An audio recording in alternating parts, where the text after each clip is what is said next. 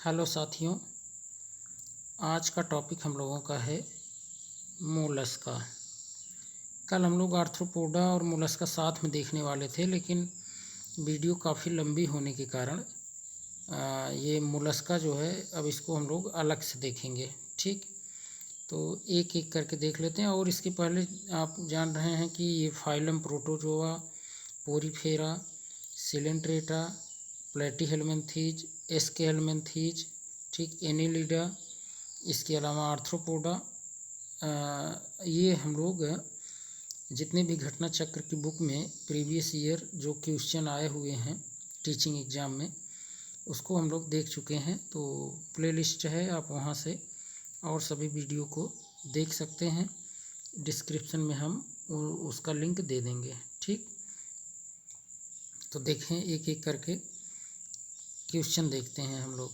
Mollusca का first question देखिए। Oysters, clams and mussels are belong to.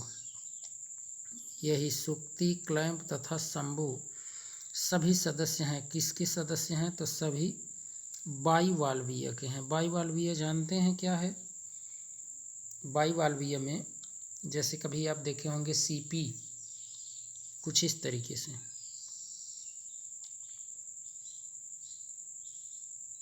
है ना। तो वही बाइवाल्वीय, दो वाल्व हैं इसमें। जो आप खोल देखते हैं, खोल, तो कुछ इस तरीके से ना दो होते हैं एक ही में जुड़े हुए। कभी आप नदी के किनारे आप गए हैं तो वहाँ देखते होंगे। तो बाइवाल्वीय से संबंधित ये ऑयस्टर्स, क्लैम्स और मसल्स हैं। तो ये जानते रहिए बाइवाल्वीय है। ठीक, देखिए, क्लैम्स, मसल्स, ऑयस्टर्स, स्कैलॉप्स आदि मोलस्का संघ के वर्ग बाइवाल्वीय के सदस्य हैं। इन जंतुओं के शरीर में दो कवच से ढके होते हैं। देखते हैं वो किसका बना है? कैल्शियम कार्बोनेट का, है ना, जो कैल्शियम कार्बोनेट का बना होता है, CaCO3 कैल्शियम कार्बोनेट का बना है, ये उसी का बना होता है। दोनों कवच आपस में लिगामेंट द्वारा जुड़े रहते हैं।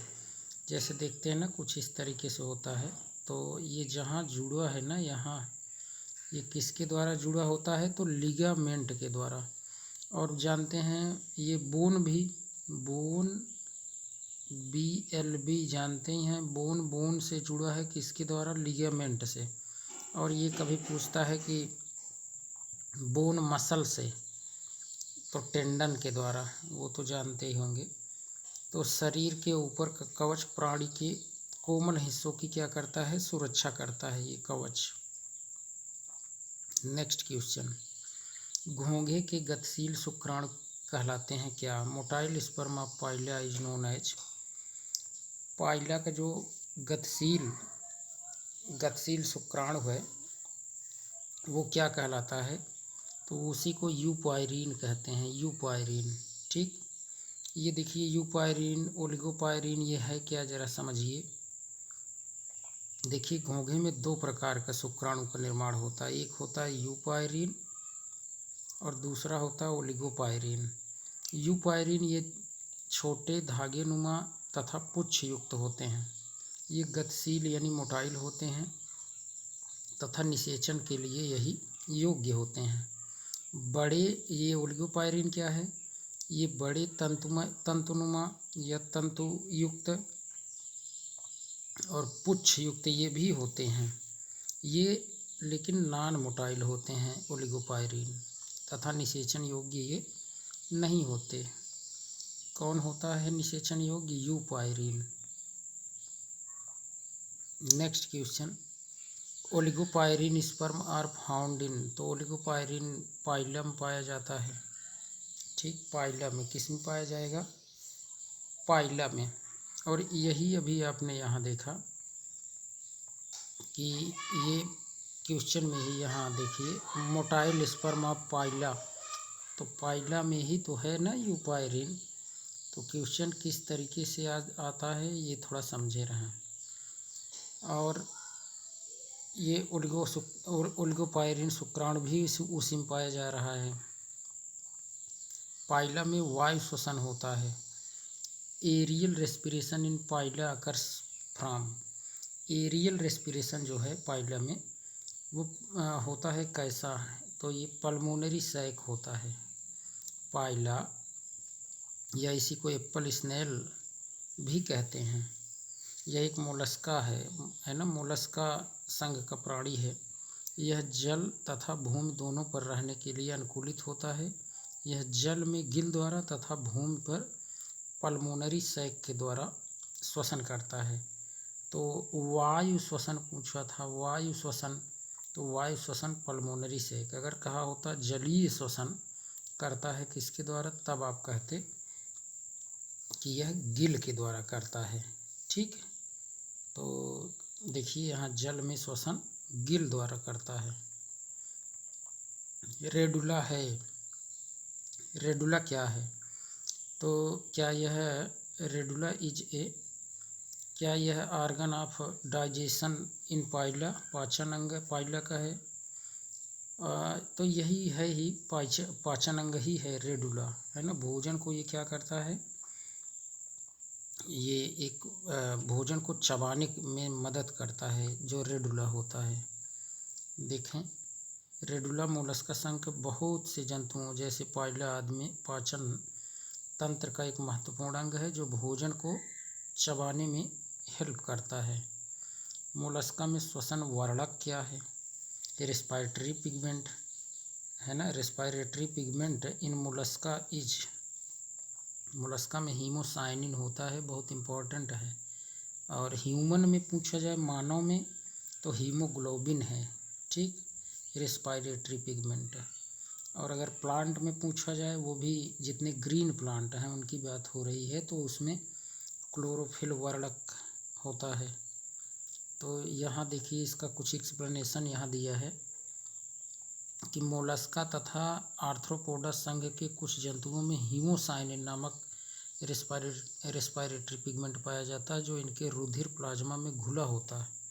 रुधिर प्लाज्मा में ये घुला होता है हीमोसाइनिन, तथा रुधिर को ये नीला रंग प्रदान करता है। तो इसमें क्या उपस्थित होता है, Cu, ठीक है, कापर होता है। ये थोड़ा सा जानते रहिए। वो भी अगर पूछा जाए कापर का आयन पूछ ले, कापर प्लस रहता है कि कापर 2+ रहता है, ऐसा पूछे तो आप कापर 2+ बताएंगे, ध्यान देना। कापर प्लस नहीं होता, कापर 2+ जो है यही नीला रंग प्रदान करता है। श्वसन वर्णक का कार्य श्वसन क्रिया के दौरान गैसीय परिवहन का होता है, और हीमोसाइनिन ऑक्सीजन को शरीर के विभिन्न भागों तक पहुंचाने का कार्य करता है। आर्गन ऑफ बुजाइनस क्या है, तो आर्गन ऑफ बुजाइनस जरा देखिए। आर्गन ऑफ बुजाइनस इज, ये एक्सक्रिएटरी मतलब उत्सर्जी अंग होता है मोलस्का का, आर्गन ऑफ बुजाइनस। ठीक, और इसी में एक देखेंगे आगे आपको मिलेगा एक केबर्स आर्गन, तो उसके बारे में अभी हम लोग बात करते हैं। आर्गन ऑफ बुजाइनस कुछ मोलस्क जैसे स्वच्छ जलीय घोंघे, फ्रेश वाटर मसल में पाया जाता है, जो किडनी की तरह उत्सर्जन का कार्य करता है, कि मतलब किडनी जैसे कार्य करता है, ठीक उसी तरीके से। पर्ल प्रोड्यूसिंग इंडियन स्पीसीज, जो मोती उत्पन्न करते हैं, मोती, तो पिंगटाडा वल्गैरिस है, बहुत इम्पोर्टेंट है। ये पूछता है कि पर्ल प्रोड्यूसिंग इंडियन स्पीसीज कौन है, तो पिंगटाडा वल्गैरिस। उत्तम प्रकार का मोती जो है वो पिंगटाडा वल्गैरिस की विभिन्न जातियों से प्राप्त होता है। इन्हें सामान्यतः पर्ल यानी मोती, ऑयस्टर कहते हैं। ये मोलस्का संघ के जीव हैं। पिंगटाडा वल्गैरिस मोती उत्पन्न करने वाली भारतीय प्रजाति है, जिसे भारतीय पर्ल ऑयस्टर कहते हैं, Indian pearl oyster Pinctada vulgaris. Pinctada vulgaris है, देखिए पूछ रहा है, तो पर्ल ऑयस्टर है, जानते हैं, मोती ऑयस्टर होता है। ठीक, आगे देखिए उत्तम प्रकार का मोती, फिर वही पिंगटाडा की ही बात होगी। Highest quality of pearl is obtained from Pinctada vulgaris. और यहाँ देखिए आगे नेक्स्ट क्वेश्चन, मोती की माता नाइक्रे को कहते हैं। जैसे पूछा जाए mother of pearl is known as nacre, ठीक, नाइक्रे को आप मोती की माता कहते हैं। नाइक्रे एक प्रकार का रासायनिक है मोती, देखिए नाइक्रे जो है यह एक प्रकार का रासायनिक पदार्थ है जो कुछ मोलस्कन उत्पादन करने वाले मोलस्क जैसे पिंकटाडा वल्गैरिस अपनी मेंटल द्वारा किसी बाहरी कण के चारों तरफ स्रावित करते हैं, यही बाद में मोती के रूप में परिवर्तित हो जाता है, ठीक। और इसी को ही मदर ऑफ पर्ल यानी नाइक्रे को ही मदर ऑफ पर्ल नाम से जाना जाता है। यूनियो का ग्लॉचिडियम लार्वा इम्पोर्टेंट है। यूनियो में देखिए, यूनियो याद रखिए, the glochidium larva of Unio is कैसा होता है, क्या वो फ्री लिविंग होगा यानी कि फ्री स्विमिंग होगा, या इक्टोपैरासाइट ऑन फिश या मछली पर बाह्य परजीवी। तो ग्लॉचिडियम लार्वा ये मछली पर बाह्य परजीवी होता है, मतलब उसके मछली के ऊपर ये परजीवी के रूप में रहता है। यूनियो एक ग्लॉचिडियम लार्वा स्वतंत्र रूप से न तो तैर सकता है और न ही भोजन ग्रहण कर सकता है। इन्हें विकसित होने या जीवित रहने के लिए किसी ताजे जल में रहने वाली मछली की आवश्यकता होती है, जिस पर ये बाह्य परजीवी के रूप में वास करते हैं तथा उससे अपना पोषण ये प्राप्त करते हैं, और ये मेटामॉर्फोसिस के पश्चात वयस्क में बदल जाते हैं। रेडुला में तो सेवन टीथ होते हैं, जानते रहिए। How many teeth are found in row of radula, तो 7 होते हैं, ठीक है, रेडुला में। और मोलस्का देखिए, एक्सप्लेनेशन देख लीजिए। मोलस्का संघ के अधिकांश जंतुओं जैसे पाइला के मुख गुहा बक्कल कैविटी में काइटिन से बनी हुई संरचना होती है जिसे रेडुला कहते हैं। उसी के मुख गुहा में ये भोजन को च्यूइंग यानी चबाने में सहायता करते हैं। रेडुला 2 अनुप्रस्थ ट्रांसवर्स पंक्ति में स्थित होते हैं और सामान्यतः इनके एक पंक्ति में दांतों की संख्या एक पंक्ति में 7 होती है, ठीक। पाइला के रेडुला पर दांत अनुप्रस्थ पंक्ति में व्यवस्थित होते हैं। प्रत्येक पंक्ति में 7 दांत होते हैं, जानते रहिए। तो 2 पंक्तियां होती हैं, तो कुल मिला के 7 दूनी 14 दांत होते हैं। In pila radula contains teeth arrangement in transverse row, तो वही 7 ही होगा, आप जान रहे हैं। कौन सा सर्वाधिक आदिम मोलस्क है? आदिम मोलस्क मतलब जो प्रिमिटिव, बहुत पुराना या प्राथमिक आप कह सकते हैं मोलस्क कौन है, तो नियोपिलाइना जो है ये आदिम प्रकार का मोलस्का है, मतलब प्राथमिक है। देखिए इसका एक्सप्लेनेशन, नियोपिलाइना एक जीवित जीवाश्म लिविंग फॉसिल है। यह एनिलिडा और मोलस्का के बीच का संयोजी कड़ी है, कनेक्टिंग लिंक है, क्योंकि इनमें दोनों समूहों के लक्षण पाए जाते हैं। यह सबसे आदिम या प्राचीन या प्रिमिटिव मोलस्क है। नियोपिलाइना, इसके शरीर पर मेंटल एवं गुंबदनुमा संरचना होती है, ये भी जानते रहिए। ऑक्टोपस संबंधित है। ऑक्टोपस किससे संबंधित है, तो देखिए ऑक्टोपस हुआ जिसके ये आप कहेंगे फूट लोकेटेड ऑन हेड, इसके सिर पर इसका पैर होता है, इसलिए ये सिफेलोपोड के अंतर्गत आते हैं। अब देखिए ये ऑक्टोपस मोलस्का संघ के सिफेलोपोड वर्ग का जंतु है। इसे सामान्यतः डेविल फिश, ठीक है, डेविल फिश भी कहते हैं, शैतानी मछली कहते हैं, लेकिन ये जानते रहिए ये मोलस्का है, ये ट्रू फिश नहीं है, ठीक। अब आगे देखें, during development of torsion occur in case of, torsion जो है वो परिवर्धन के दौरान होता है, तो ये किस में होता है, तो पाइला में होता है, ये जानते रहिए, पाइला में। मोलस्का संघ के जंतुओं में सामान्यतः बाइलेटरल सम्मित होती है। बाइलेटरल सिमेट्रिकल होते हैं ये, परंतु मोलस्का के लार्वा अवस्था में यह बाइलेटरल होती हैं। ठीक है, परंतु बाद में संवर्धन के दौरान इसमें ऐंठन हो जाती है जिसे टॉर्सन कहते हैं। इसके कारण यह एसाइमेट्रिकल हो जाता है, बाद में ये एसाइमेट्रिकल होता है। ठीक, cephalopod is class of animal in which, तो ये अभी आप बताए थे कि foot is located on head, foot यानी पैर उसके सिर पर स्थित होता है, तो सी वाला ऑप्शन सही हो जाएगा। ओइस्टर में मोती किसके चारों ओर बनते हैं? ओइस्टर यानी कि यहाँ इंग्लिश में देखें, pearl are produced in an oyster around the, किसके चारों ओर बनते हैं? तो जानते रहिए ये एक external particle becoming embedded in the skin of oyster, oyster के जो स्किन है उसी के एक्सटर्नल यानी बाह्य भाग पर ये उसके एम्बेडेड होता है, घिरा होता है।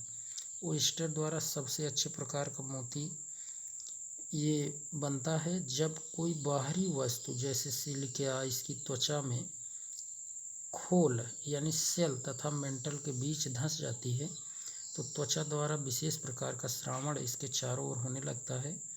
कुछ वर्षों बाद ही मोती का निर्माण होता है।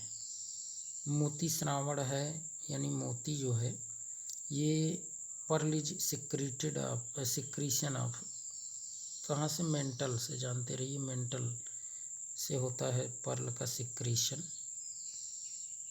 आगे देखें आप, नेक्स्ट क्वेश्चन ज़रा चेक करिए, देखिए क्या दिया है।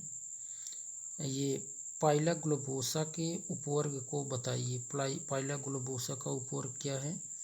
पाइला पी से शुरू, तो जानते रहिए ये प्रोसोब्रांचिया से है संबंधित। ये भी है पी से लेकिन ये है नहीं, ये याद रखे रहना है। ये प्रोसोब्रांकिया, पाइला ग्लोबोसा प्रोसोब्रांकिया से संबंधित है। पाइला ग्लोबोसा का वर्ग गैस्ट्रोपोडा तथा उपवर्ग प्रोसोब्रांकिया है। यह मोलस्का संघ का प्राणी होता है। इसमें देखिए नेक्स्ट क्वेश्चन है टेनिडियम। टेनिडियम जो है यह एक श्वसन अंग है, किसका है? तो पाइला ग्लोबोसा का ही टेनिडियम श्वसन अंग होता है। और देखिए टेनिडियम एक प्रकार का श्वसन अंग है जो कि मोलस्का जंतुओं में पाया जाता है। पाइला ग्लोबोसा मोलस्का संघ का प्राणी है। ठीक, निम्न में से कौन सा जंतु बायोल्यूमिनेसेंट है ना? बायोल्यूमिनेसेंट मतलब ये प्रकाश उत्पन्न करता है, तो कौन है इसमें जो प्रकाश उत्पन्न करता है? तो ध्यान रहे ये कटल फिश है। कटल फिश जो होता है ये बायोल्यूमिनेसेंट होता है। ठीक, ऐसे जंतु या जीव जो प्रकाश उत्पन्न करते हैं बायोल्यूमिनेसेंट कहलाते हैं। कटल फिश ऐसे ही जंतु हैं। नेक्स्ट क्वेश्चन आपका देखें, मोलस्क में रीजनरेट, मोलस्का जो है वो रीजनरेट हो सकता है क्या? वो आई जगर है उसकी उससे पुनः बन जाएगा, या फूट से, या पाँव से, या फिर पार्ट ऑफ हेड या सिर के किसी भी भाग से। तो ये सभी से जो है मोलस्का पुनर्जनित कर सकता है। तो जानते रहिए इम्पोर्टेंट क्वेश्चन आया हुआ क्वेश्चन है। तो मोलस्का में बस आज के लिए इतना ही। वीडियो आपको कैसी लगी, आप को अगर अच्छी लगी हो तो आप शेयर भी करें और साथ में चैनल को सब्सक्राइब भी करें। तो आज के लिए इतना ही, धन्यवाद।